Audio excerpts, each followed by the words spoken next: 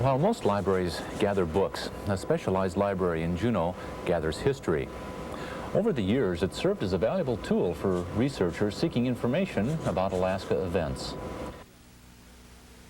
The Historical Library was founded by the U.S. Congress in 1900 as a federal library, and the governor was designated the person responsible for building and continuing the collection, which he did for many years, and then the curator of the Territorial Museum assumed the responsibility until a librarian was finally hired in the 1950s.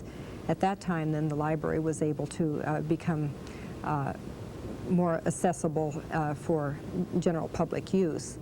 We collect anything relating to Alaska in all formats. So we have publications, we have manuscripts, we have archival records. This is a manuscript journal showing the Organic Act for the city of Sitka.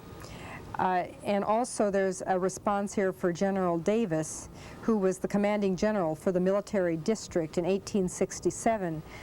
The people in Sitka had petitioned the military commandant there, asking if they could establish city government so that they could have schools and take care of local municipal affairs. And he gave his permission in this letter, and then there's a preamble and the Organic Act, and then the various ordinances that were passed.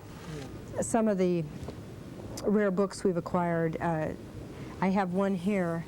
Choris was the painter and artist on the Kotzebue expedition, which was a Russian expedition around the world in 1815 to 1818. And he did some illustrations for the Kotzebue expedition. Then he put out his own series of drawings and paintings, and these are copper engravings that are very beautiful. And if anyone wants to study life in early day Alaska before photography was in vogue, we have to go back into early illustrations such as these.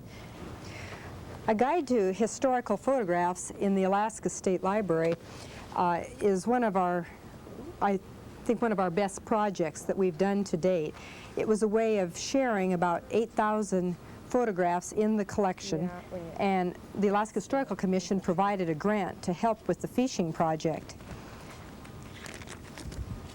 This collection is in about 100 libraries in Alaska and other locations around the United States. The project also was served as a conservation project to save wear and tear on handling old originals.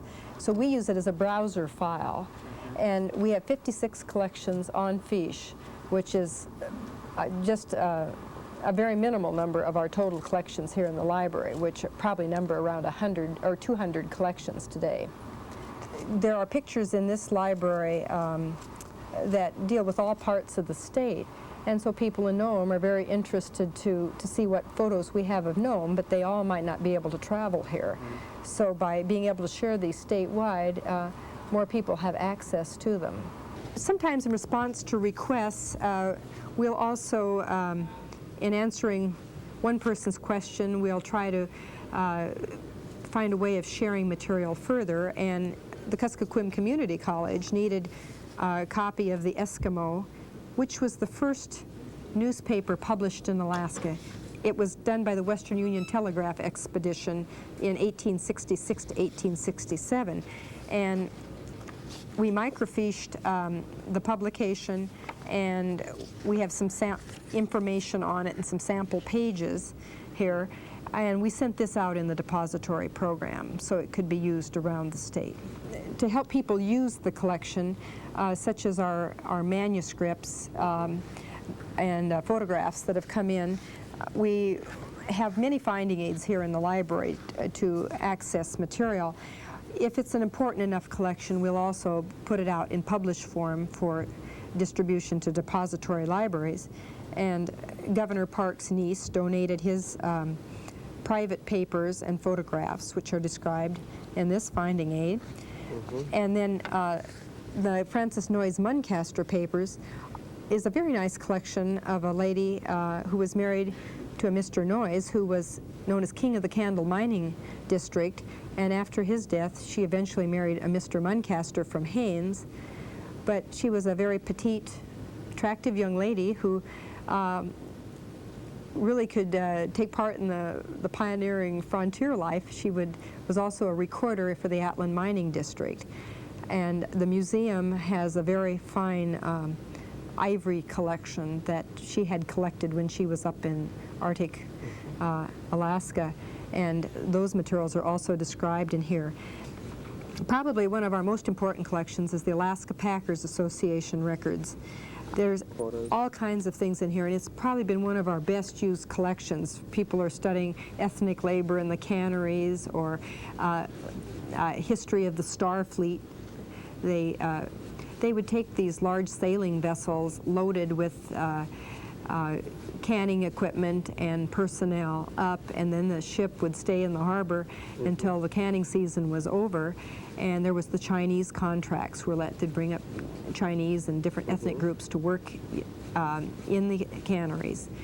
And there's over 500 maps in here that show various salmon trap locations, that show properties owned by the packers. There's handwritten histories, there's pack reports, there's even things that the company gathered for their own information. There's extensive files of shipwreck reports. So the collection can be used for many purposes, and we do have copies of the microfilm materials that can be loaned. I really enjoyed working with the Alaska Packers collection because it's a topic that we've seen so many questions come on, and to have that resource available here has been a tremendous help. And then again, another favorite of mine is the BIA records, because it provided some new resource material that we hadn't had before. But there's a lot of very important, wonderful things here.